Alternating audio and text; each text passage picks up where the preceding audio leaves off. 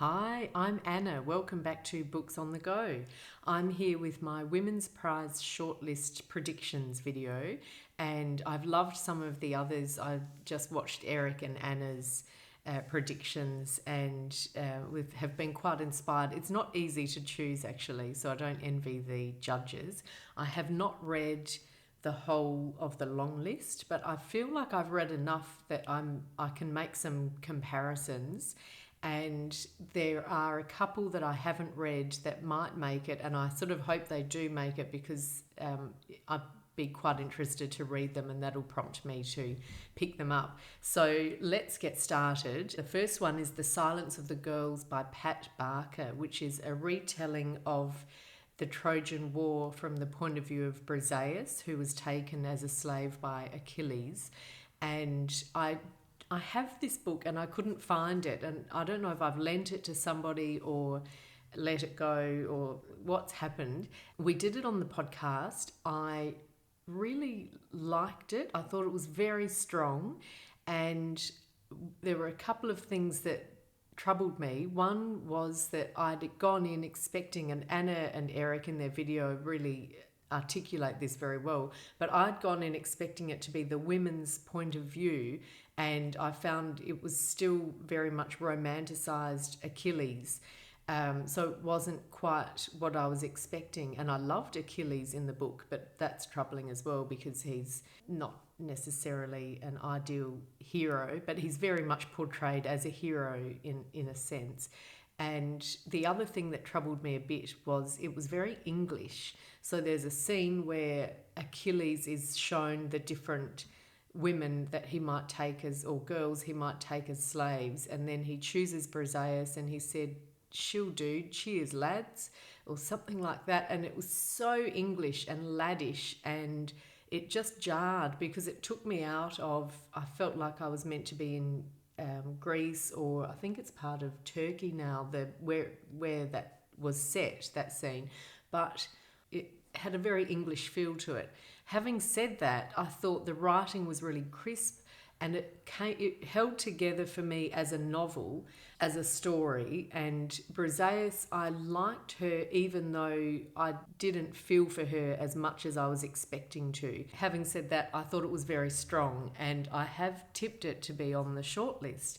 So controversial. The next one is Remembered by Yvonne Battle-Felton, and this one I haven't read, but Simon Savage on Savage Reads has raved about it, and so I'm tipping it without reading it. I can't really speak about it other than Simon found it very moving and very strong. So on his recommendation, and because that will prompt me to read it, which I think I'd like to do, Remembered. The next one is My Sister the Serial Killer by Oyinkan Braithwaite, which I loved, and we've spoken about on the podcast as well. And I had the chance to meet Oyinkan at Adelaide Writers Week, and she was absolutely delightful and super interesting, and I can't wait to read her next book. And this one was just, I should say joy, but it's quite dark in many ways because it deals with a serial killer and murder and dark sort of some family issues and the sister dynamic, and I thought she did it so well. I haven't tipped it for the shortlist just because I'm expecting the shortlist to be books that are not quite as light. Like, this is quite a quick read, and I hesitate as I say that because I'll be kicking myself if it then is. I'll be delighted if it is on the shortlist, but I'll be kicking myself. But this I highly recommend, and regardless, I think it's one that everyone should read, and it's set in Lagos, and I think that just, it evokes Lagos beautifully, and it takes you to another place. A fabulous book. I haven't got it on my shortlist, but I sort of hope it does get in. The next one is The Pisces by Melissa Broder, and I haven't read this. I've probably heard enough now that I won't read it, but it's been dividing opinion. It involves apparently lots of explicit sex with a merman, and I loved Eric and Anna's discussion of it. I loved Matthew Sharappa's review of it, where he sort of said it's not a great book, but I loved it, and that nearly sold me. I'm not tipping it for the shortlist, but I have really enjoyed seeing the reactions to it. So that was the Pisces. Milkman by Anna Burns, which I loved. I started off, this won the Booker Prize for 2018. It's about a young woman in Northern Ireland, in Belfast, although it's not named, and she's not named, and she's being stalked by someone who is known as the Milkman, and he isn't really a milkman. But it goes on from there, and it's quite challenging, apparently wonderful on audio, and so I'd recommend that if you've thought about reading it and you're put off by the long lyrical sentences and long paragraphs, but audio would be fabulous to listen to it with that Irish accent as well. But I read it, I did struggle at first with just feeling like the sentences were too long, and I kept going because I found her so engaging and I loved the humour. I found it really quite funny.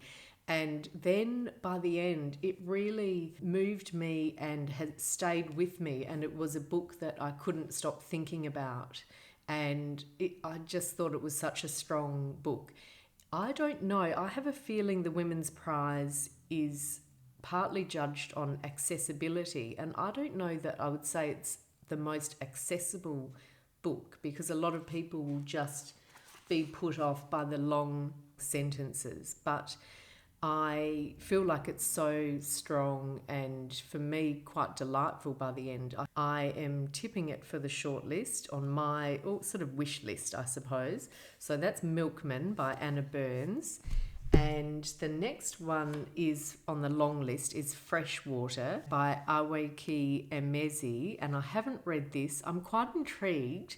Yeah, I can't really even speak about it because I don't know enough about it, other than they identify as non-binary trans, and that's touched on or talked about in the book.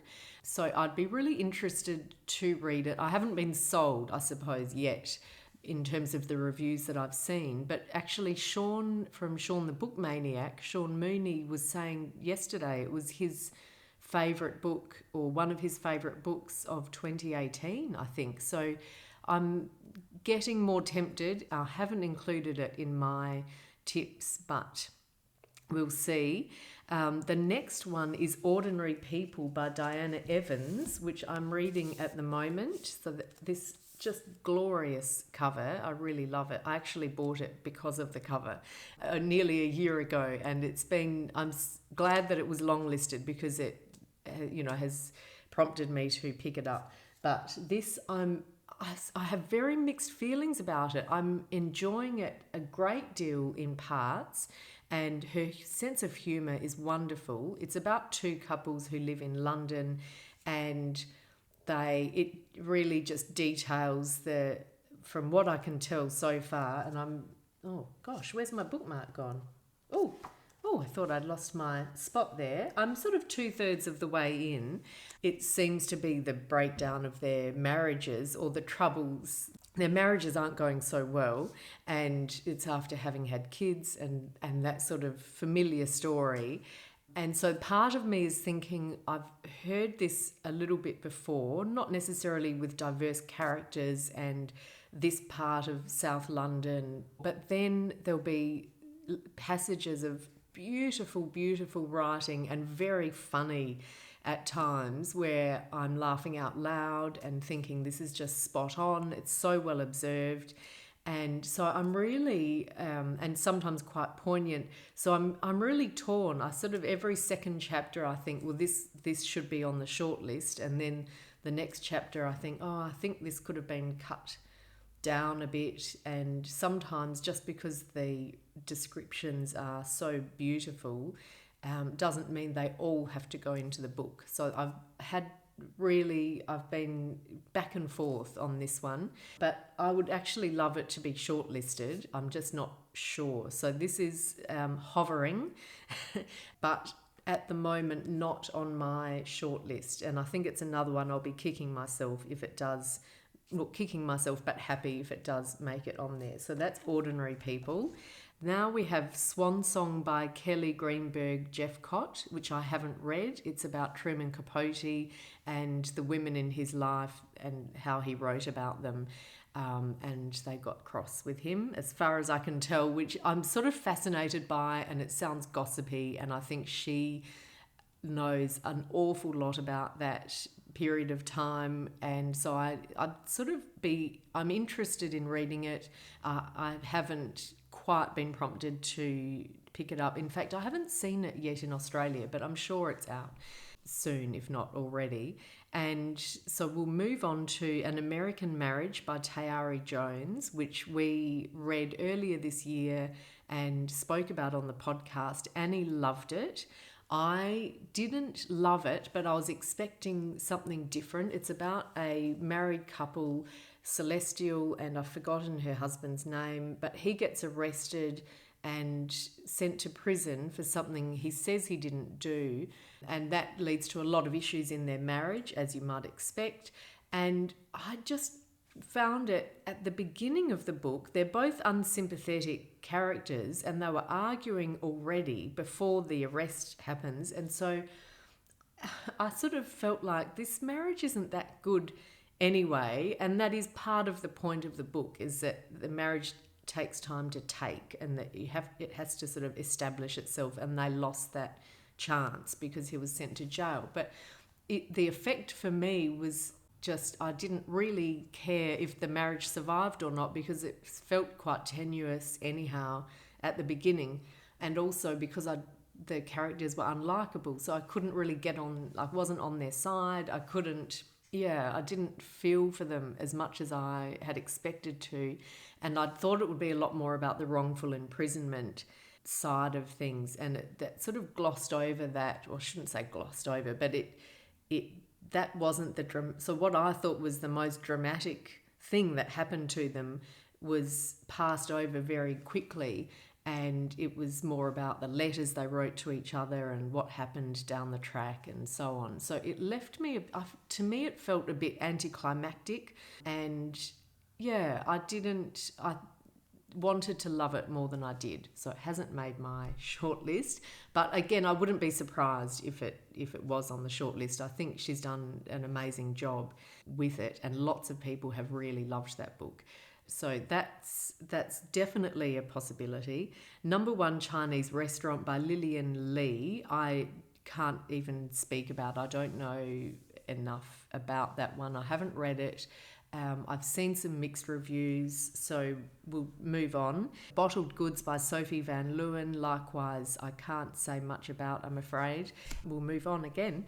Lost Children Archive by Valeria Luiselli. Yes, so no, not on my shortlist. We read this recently and did it for the podcast. I bailed about 100 pages in, and then I did skim through to the end because podcast duties obviously prevail, but and there is so much that I admire about the book, so much that I love about Valeria Luiselli. She's incredibly intelligent and humane and a very, very good writer. And I loved the textures and the layers of the book, and there's so much there that that should have really worked for me, but it didn't work as a novel. I just found it very slow and very highbrow in a way that wasn't fun. Hi, I'm back. I just found that the video had stopped recording halfway through, so which is always helpful. So I'm redoing some of these. We'd got to Lost Children Archive, which is not going to be on my shortlist. I'll be fascinated to see if it does make the shortlist, but that's for another day. And the next one is Praise Song for the Butterflies by Bernice McFadden, which I haven't read. My friend Jamie Klingler, who wrote a piece for the I paper with her reviews of all of the long-listed books, raved about this, and she really, really loved it. So I am going to include it in my shortlist and just see what happens, because if it does make it, I'll definitely read. I think I'll read it anyway, but I'll definitely pick it up.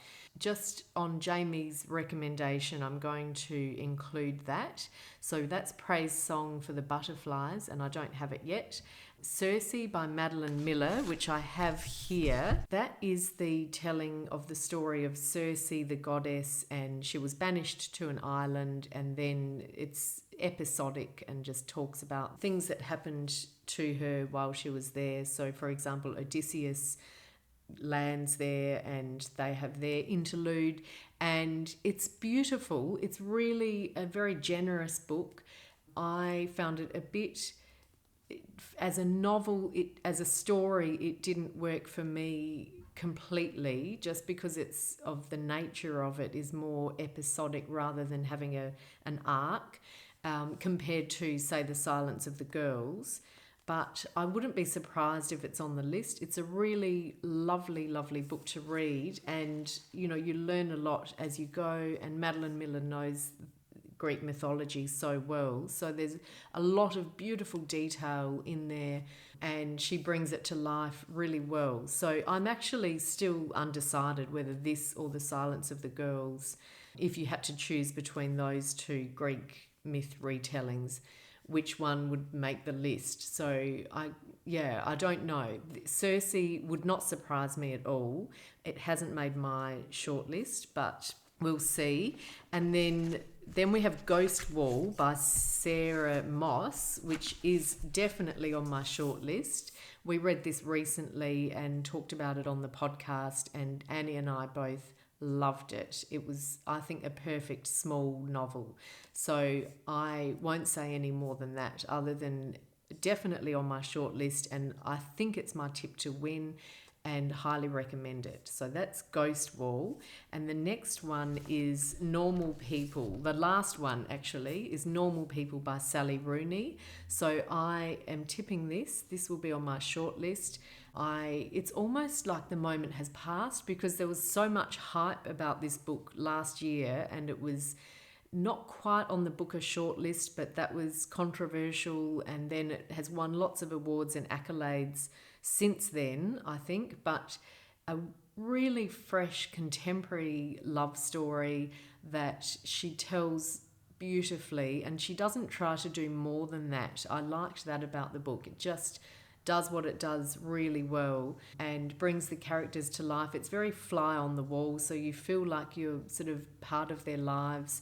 And yeah, I thought this was beautiful. Annie really loved it, so this was her tip for the Booker, I think, from memory. But yeah, it's definitely on my shortlist. I haven't thought about it a lot since reading it, but I think this is a book that so many people love, and you could recommend it to anybody. And that's, I think, if you're including accessibility, for example, as a factor, this would very much tick all of those boxes. So that's Normal People by Sally Rooney. So my 6 are The Silence of the Girls by Pat Barker, but I'm still unsure about that, whether that should be Circe. Remembered by Yvonne Battle-Felton, which is completely blind. I haven't read it. Milkman by Anna Burns. Praise Song for the Butterflies by Bernice McFadden, which is another blind pick that I haven't read. Ghost Wall by Sarah Moss, which I tipped to win. And Normal People by Sally Rooney. So I'd love to hear your thoughts and who you think will make the shortlist, and if you've read any of these, and whether I should change any of them. If you've read Ordinary People, let me know. Should that be on the list? I don't know. I'm still debating, basically. But yeah, look forward to hearing what you think, and let me know in the comments. I'll see you soon. Bye.